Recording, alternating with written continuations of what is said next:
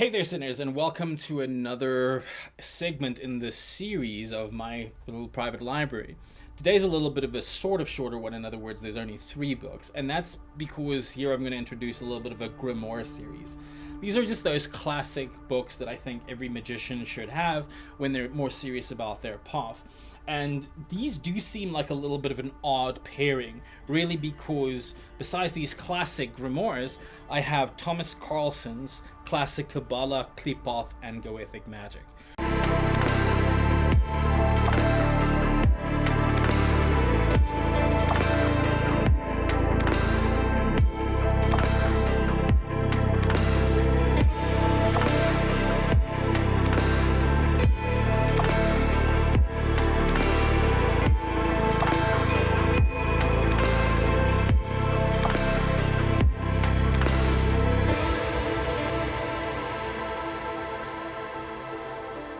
And let me tell you why this. Not only because Thomas is a friend, but because out of all the different publications out there, this is probably one of the few, with the exception of potentially reading all of Kenneth Grant's work, as a great entry into the left-hand path.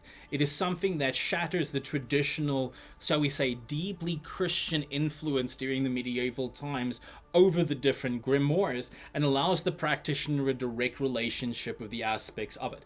He also tackles very core subjects inside of the book. He explores the entire concept of evil and the paradigms behind that, the Gnostic view of the snake, and then starts to explore the backside or the dark side of the tree from a very different perspective, not only giving us a deep insight and a series of rituals to explore in the draconian current, but helping us to understand the entire subject of demonology from fresh eyes.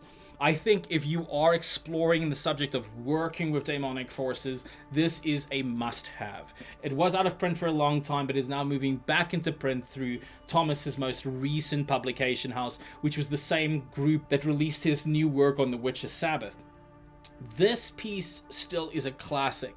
It gives you a fundamental view of the Goetia. He gives this printed images of the Goethic seals. He explores a very nice overview of some of the great grimoires in the Dark Path, including the Dragon Rouge, a grimoire, which I know I've seen in his own personal library, the book of Pope Honoris, many other grimoires that we will look at and explore during these series and segments. But this is definitely one of those must-have. If you can get a copy of this, especially now in its republication, make sure you do. It is a cornerstone. The next piece that I want to look at is the book of Abramelin, and this one specifically is by Georg Dehn. Now, this to me is one of those essential ones. This, by the way, is the new translation. There was a first transition. This is the second translation of the book. A really great kind of classic beauty. Even if you take it without the cover, it's just a wonderful piece out there. This is a must-have. It's a must-have because I feel that the grimoire is one of the most well-known and controversial grimoires ever, because we have MacGregor Mathers, who did the initial translation on what is known as the French translation of the grimoire. This is interesting for us because it shared a lot of secrets, a lot of complicated ideas, and there were many magicians that had very mixed results of this. There was a lot of statements or claims of people having negative manifestations as a result of using the seals, and it wasn't until George started releasing to us the translations of an earlier version of the text, which was written in German, that we found the insights that we've gotten now. Not only did this give us extra books, it changed the order in the paradigm completely. And even though he does give praise to MacGregor Mathers for the work that he did in the translation, it does highlight all the errors and the mistakes that were inside of this. I find this grimoire especially interesting because you've seen my interview with N.D. Blackwood.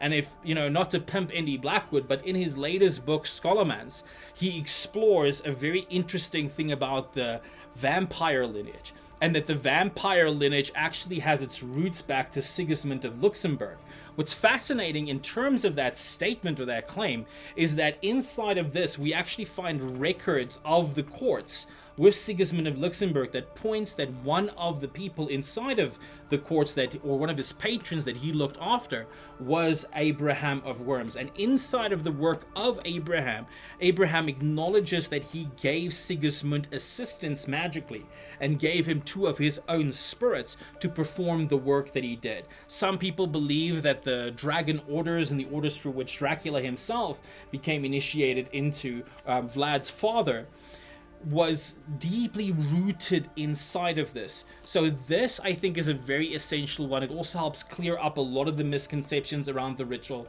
In fact, it is because of this, there's a book that I've also covered, Lucifer and the Hidden Demons, which is written by Theodore Roos, from the Order of Unveiled Faces, as the claim goes on the book.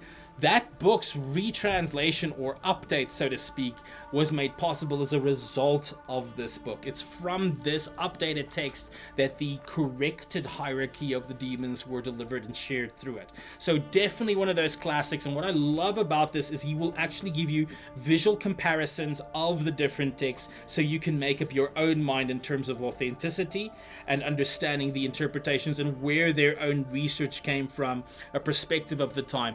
Definitely a must-have to add to your collection.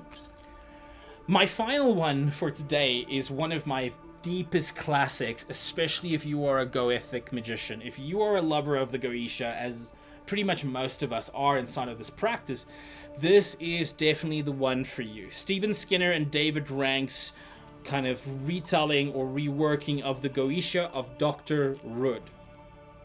This is a gold standard.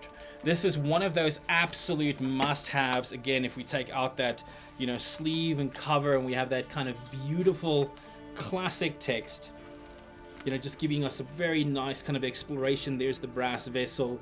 Such a beautiful piece.